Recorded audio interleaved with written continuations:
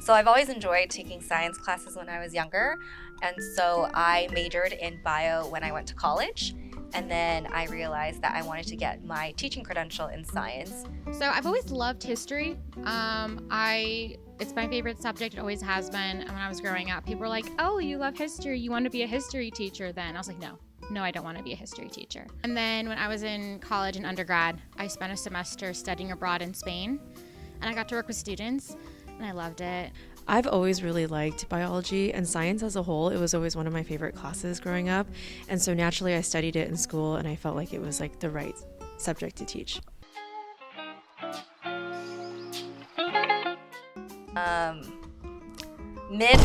I've been using mid sometimes.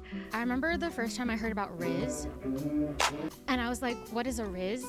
And then the other thing that I remember hearing, I was like, what are they talking about? Would they say something's a W or something's an L? Or like, I don't know, it was a W. No slang this year so far. Not yet. I'm a huge music fan. I listen to a lot of K-pop and Broadway musicals. I'm kind of a little bit of a nerd. So I love going to K-pop concerts when I can. I went to K-Con this year.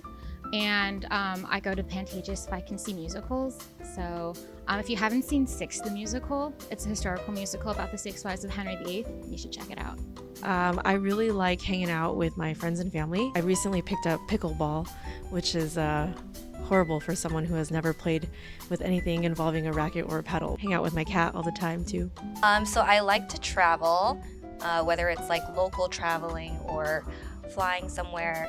I'm also running and training for a half marathon. I'm not very fast, but I've done one already, so this is kind of like my second one.